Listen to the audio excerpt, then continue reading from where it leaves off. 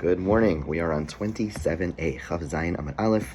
Here we go. So let's just do a quick review. We've been talking about Zev V'Zeh Gorim. Zev V'Zeh Gorim means as follows. It means that when there is a forbidden substance, something which you cannot benefit from. So if there are two items that are contributing to the creation of something, one thing is Aser, okay? One thing is Aser Bana, one thing you cannot benefit from, and the other thing is permitted in Hana. The other thing is something which you could benefit from, and they can make something together. So we clearly have a debate about whether or not such a thing could be used, that new product could be used, and the Gemara had a contradiction between one brisa which seemed to say Zev V'Zeh Gorim Aser is Zev V'Zeh Gorim Mutter, and the Gemara wanted to say the brisa that holds, or the Mishnah, that holds Zev V'Zeh Gorim Aser, that is Rebbe Eliezer, okay? And the Gemara attempted to point out which Rebbe Eliezer, which statement of Rebbe Eliezer demonstrates that he holds this idea of Zev V'Zeh Gorim Aser. We attempted one proof, and the Gemara rejected that, and now we're up to the next attempt to try to say that Rebbe Eliezer is the one who holds Zev V'Zeh Gorim Aser. So Elo Rebbe Eliezer to Atzia Shira, 27a1, second column, second column, third paragraph. So Rab the Rebbe Eliezer of the wood of Asherah. Asherah is a form of idolatry. It's actually a very popular form of idolatry back in the biblical ancient world. And Rebbe Eliezer says the following halacha about the wood of an Asherah tree. It's not a Mishnah. Not to himenu eitzim. If a person takes the branches from the tree, asurim bana, they're forbidden from benefit. Okay. Hisig bana behenas satan. If a person fired up an oven with them, chadash yutatz. If the oven was new, it must be shattered. Yashan yutzan. If it's old, it's allowed to cool off before a person uses it. So again, if it's new, that means that its creation. That means that you finish creating this oven with wood of Asherah. If it's old and it's already made, remember we spoke about this yesterday, that an oven, in order to be completed, has to be burnt. You have to fire it up one time, and then it's completed. So if it's a new oven, then that means you finished making it with Atzi Asherah. That means the Atzi Asherah, the Asherah wood is like always in it.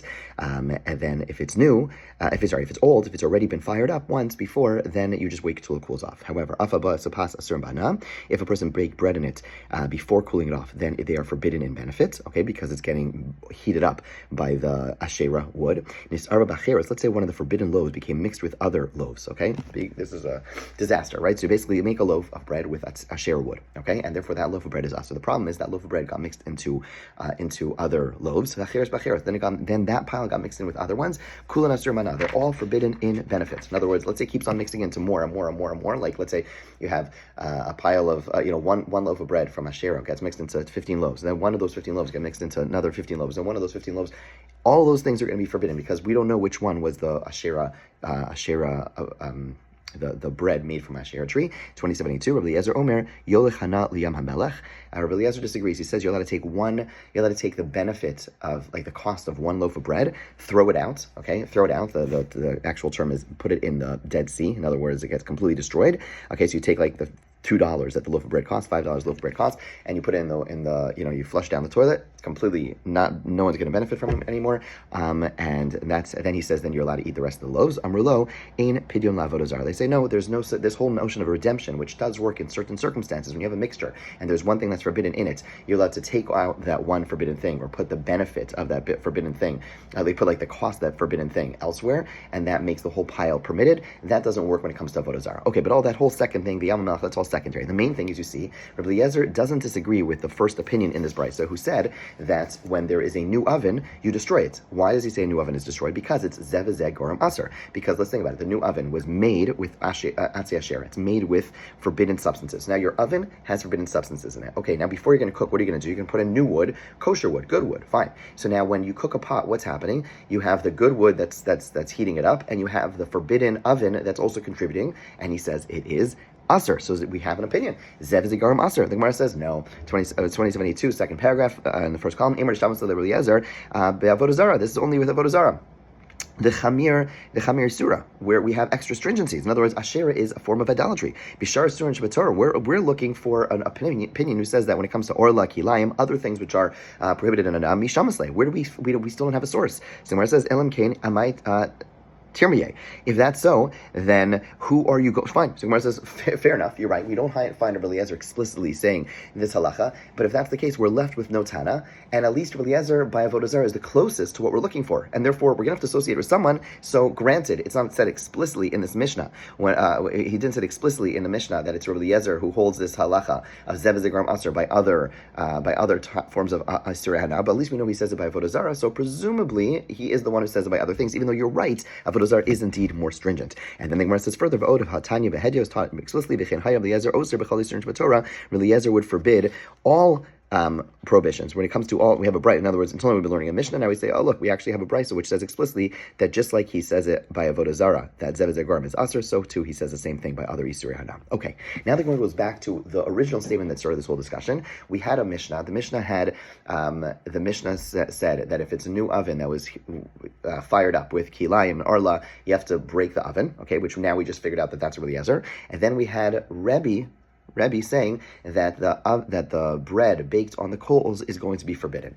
But there was some discussion earlier on, 2 days ago, I believe, if Rebbe actually agreed to that first opinion in that brisa, if Rebbe actually held like the opinion of Rebbe Eliezer. So Rabbi is going to unpack some of these things and just to kind of elaborate on what we've just learned. So Amar Rabbi, Imtim Zlomer Zev Zegarim Aser, Rebbe Hainu Rebbe Eliezer. If you want to say that Rebbe is in that earlier brisa, the first discussion we had that when we talked about the new oven, and then we had Rebbe talking about the bread. And if you want to say Rebbe actually agrees Zev Zegarim Aser, then Rebbe agrees to Rebbe Eliezer. That's pretty straightforward. Okay, and if you want to say then no, he actually disagrees. And even though that there's a statement, again, the statement said if there's a new oven that was made with these arla, kilayim, etc., you have to break it. And then Rebbe said you make something on the coals, then you're gonna have to. Then it's going to be forbidden. But he disagrees with the first point. Okay, so why does he hold that the bread made with the coals is going to be forbidden? The reason he holds that bread made on the coals of the on the burnt wood of orla and kilayim is going to be aser because the improvement of the wood is contained in the bread. In other words, when you have good kosher wood and you have the oven that is going to be contributing, Rebbe may actually hold, as Abai is saying now, maybe he holds it's permitted. Maybe he disagrees with the Rebbe Eliezer. But when you're actually baking on forbidden wood, then the wood is directly contributing into the bread, and that's why he's going to hold it's aser. So then he says, if that's the case, hani ka'aros v'kosos u'tzluchios asiri, then bowls, cups, or flasks that were baked in an oven fired with asherah wood or arla or kilayim, they're always going to be forbidden. You have to break them. Why? Because there is a direct improvement. In other words, let's say you have a cup that was made with asherah wood, then that cup is always going to be aser because every time you use that cup, it was made directly by asherah wood. Whereas, let me just say this more clearly. Now we're saying like this: Rebbe would hold if I made an oven with forbidden substances, okay, meaning the oven to be fully ready, I burnt up some asherah wood, and now the oven is fully ready, okay. And Rebbe would, let's say Rebbe, we're entertaining the possibility that Rebbe actually could hold that the oven is going to be. You don't have to break the oven. You don't have to break the oven. Why? Because next time you use the oven, you're going to be using kosher wood, and granted there is forbidden substances coming from the walls of the oven, but there's also kosher, non-forbidden wood that is contributing. Zev is gorim mutter. Okay, but let's say I have a cup that was made in an oven that was made with asherah wood, okay, forbidden wood. So when I use that cup, what's contributing to the cup? The past. There's nothing new that's contributing to the cup because the drink that's in it is just being using the cup. There's no additional factor when I'm using the cup. Whereas in the oven, I have both the forbidden oven and I have the kosher wood. And each time I use that oven, both things are contributing, and Rebbe would hold that to mutter. But in a case where I just made a cup with asherah wood, so all I have now is this cup, and I'm using the cup. There's no zev zeh. There's just a zeh. There's just one factor, and that factor is forbidden. So keep pligi. When would Rebbe and Eliezer disagree? But Tana or Kedera, they would disagree with an oven or a pot. Lamanda amar zev zeh garam aser. According to Rebbe Eliezer, who says that zev zeh garam aser, you would not be able to use the pot. You would not be able to use the oven because each time you use them, granted you have a permitted substance as well, i.e., you have the good wood that's being used. But since there's also a forbidden factor, zev zeh garam aser, even if there's a permitted factor, but as long as there's a forbidden factor, it's going to be forbidden.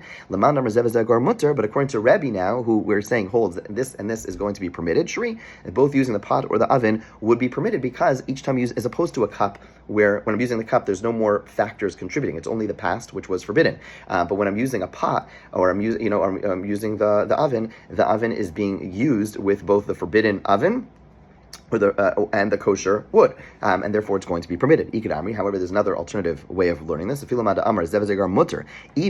to Rebbe, who says now that you have this factor and this factor, forbidden factor and permitted factor together is going to be permitted. Kedera sur, nonetheless, the pot is going to be forbidden to use. Why? To use hakibla bishula mekamei denitan eitzin dater, because it's going to first be used. It contains the food before the kosher wood, before the non-forbidden wood is going to be contributing a factor. Right? In other words, just like the cup where Rebbe held, even though Zev V'zeh Gorim mutter, when it comes to using a cup, since there's only one, when I'm using the cup, the only factor that we're thinking about over here is the past, which was the asherah wood which made it, and therefore you can't use that cup. You have to break the cup. So too with the pot. Even though it's true, when it comes to making the food, then I have the wood contributing and the pot that was made for the forbidden things together. But the point is that but to make food, you first put it in, and then the oven starts, then the fire starts contributing to it. So that first step already, you're using the pot in a forbidden fashion, and therefore you're never going to be able to use the pot, and therefore you just break the pot as well, according to this. Okay, Amar Yosef, Amar Yehuda, Amar Shmuel. We have a slightly different version. Tanar shisiku beklipe arla. Let's see how a person fired up an oven with the peels of an arla fruits. O bekashin shel kila karam, or with straw of kilaim of the vineyard. Okay, basically you fire up a oven with forbidden substances. Chadash yutzad, if it's new, must be shattered. Yashan yutzad, if it's old, you're allowed to cool it off. So this is the opinion of Zev V'zeh Gorim aser. Afabo as a past person baked bread in it. So here we have the halachos flipped. Rabbi Omer hapas muteres. Rabbi says the bread is actually permitted. V'chacham Omer hapas asura. Here the opposite. Here, whereas the first time we learned this, it said that Rebbe forbade it, and the Chachamim allowed it. Here we're saying Rebbe permits it, and the Chachamim forbid it. Vatani Ibcha. Then we learn a brayso that said the opposite of what Shmuel said. So Gemara says Shmuel, one answer, Shmuel Ibcha Tani. Gemara says, yeah, Shmuel had a different version. Okay, fine. Then the Gemara adds a fascinating second answer. Really, like this. Generally, when we have a debate between Rebbe and a colleague, we go like Rebbe. However, Uvaha, in this particular case of bread baked with forbidden food, Shmuel, for whatever reason, holds afil mechaverav. Shmuel holds that the halacha really follows Rebbe over his friends. So in other words, he saw the original brisa, and the original brisa said the Chacham say the bread is mutter, and Rebbe says the bread is aser. And Shmuel held like Rebbe, that really the bread is aser. Visavar, and he said, Atnei ibcha. When I teach it publicly, I'm going to teach you the opposite. Why? Because I'd rather have the rabbis being presented as saying it's forbidden in his brisa, so that people say, oh, look, there's a majority view that says it's forbidden, therefore it's forbidden. Because had he recorded it, had he shared it the way it actually was, and then people would say, oh, it's the minority view that says it's forbidden, therefore it's going to be permitted. But Rebbe holds Shmuel holds that no, we actually pass like Rebbe over here, that it's forbidden. But the problem is people are going to hear this brisa and say, oh, the Chacham disagree. Let's go with the Chacham's view. That's the majority view. So therefore he taught it opposite. He tricked everyone basically to get to the final goal. He said, no, the Chacham are the one who say it's aser, and therefore, and we ended up ruling everyone say, oh, it's aser, even though in truth it was Rebbe who said it's aser, but he wanted to make sure that everyone really hold it's aser, and that's why he taught it that way. Says the Gemara, the final ruling. Bishla agabi chalam divrei kol hapas muteres. If a person cooked the bread over coals, then everyone agreed that the bread is permitted. Rabbi Yehuda Amar Shmuel, Rabbi Chia bar Ashim, Rabbi Yochanan, Chad Amar Lo Shanu El Gechalam Omos. One said that this halacha of the bread being permitted is only with smoldering coals. In other words, there's no flames anymore. It's just like black, okay? But if they're flickering coals, then it's forbidden. Why? Because clearly, because the point is that then the wood is still really substantive, and the forbidden wood is really playing a role. The other one holds that loaves bread over flickering coals are also going to be permitted according to Rebbe. Okay, fine. So Gemara says,